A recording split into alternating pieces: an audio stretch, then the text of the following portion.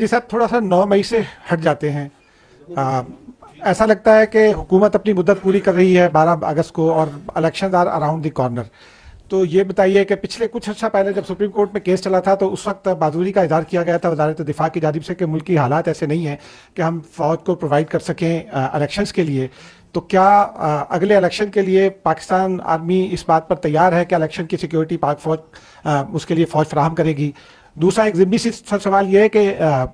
एक साहब है जो रोज़ लाहौर में तकरीर करते हैं और वो ये कहते हैं मैं सिर्फ आर्मी चीफ से बात करना चाहता हूँ, जबकि पाक फौज मुसलसल ये कह रही है कि उसका सियासत से कोई ताल्लुक नहीं है, सियासतदान आपस में बात करें, वो सियासतदानों से बात नहीं करना चाहते। तो ये कहना, मुसलसल ये कहना कि मैं आर्मी चीफ से बात करना चाहता हूँ, इसके पीछे क्या मकासद हो सकते हैं? देखिए, जहाँ तक देखें ये जो इलेक्शंस के बारे में आपने बातचीत की ना, ये एक तासुर फैलाया जा रहा है कि फैलाया गया, ये भी उसी प्रोपेगेंडे के अंदर और ये ज़हन साजी की गई कि इलेक्शंस की राह में फ़ौज जो सी है वो सिक्योरिटी नहीं दे रही, तो इस वजह से इलेक्शन नहीं हो रहे। इलेक्शंस में जो बड़े स्टेक होल्डर्स हैं वो कौन है? सियासी पार्टियाँ, हुकूमत वक्त और इलेक्शन कमीशन ऑफ पाकिस्तान। ये हैं 3 बड़े स्टेक होल्डर्स। अब जो सिक्योरिटी का उसमें अमल है उसमें let's come to the facts, क्योंकि फैक्ट्स जो से हैं वो जहन के ऊपर से ये जो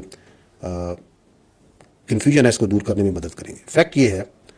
कि इलेक्शन कमीशन ऑफ पाकिस्तान जो सा है वो ये तयन करता है कि उसको इलेक्शन कराने के लिए क्या सिक्योरिटी की रिक्वायरमेंट है,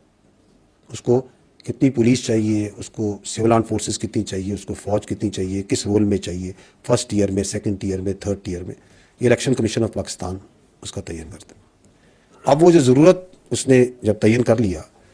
तो उसमें से जो फ़ौज का आंसर है उस पर वजारत दफा जो सी है वो मजमूई सिक्योरिटी सूरत हाल को, रिक्वायरमेंट्स को सामने रखते हुए, मुल्क की अंदरूनी और दाखिली सूरत हाल को रखते हुए, फ़ौज की एम्प्लॉयमेंट को सामने रखते हुए ट्रुप्स की अवेलेबिलिटी देती है। अब ये जो दोनों चीज़ें हैं कि ये रिक्वायरमेंट है, ये अवेलेबिलिटी है, जो हुकूमत वक्त होती है वो आइन के आर्टिकल 245 के मुताबिक मजाज है कि फ़ौज की एम्प्लॉयमेंट करे।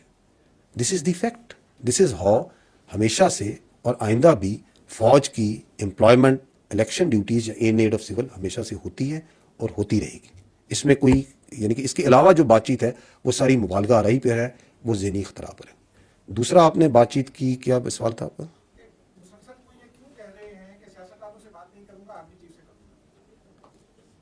अच्छा देखिए, मैंने आपको ये अर्ज़ किया ना कि फ़ौज का मौक़िफ़ इस पर हमने जो 15 मई को हमारी जो स्पेशल कोर कमांडर्स कॉन्फ्रेंस का लामिया है उसमें हमने ये वाज़े किया कि हम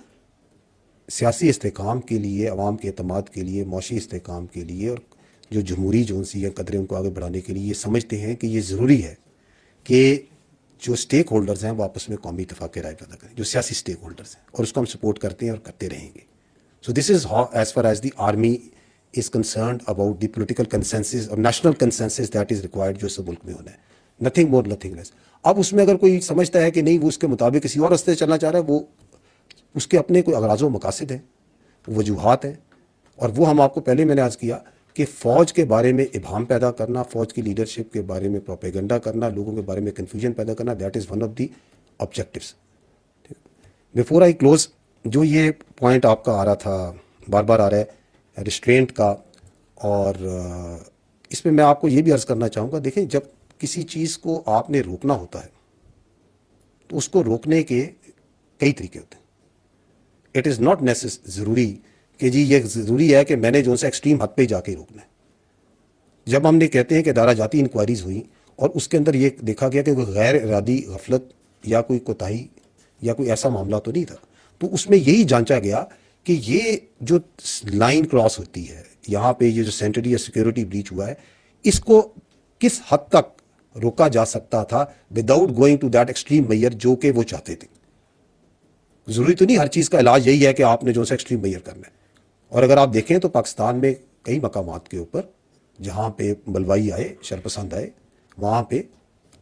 दे were unable to breach the sanctity and security of the security installations. लेकिन जहाँ पे वो ब्रीच हुई उसको क्यों हुई, उस गफलत की नोयत क्या थी, किस वजह से हुई, उसको जानना ज़रूरी था, जिसकी वजह से जोन सा है, और उसमें फिर ज़िम्मेदारान का तयन करके जो सज़ाएँ हैं वो मैंने आपको आज बताई।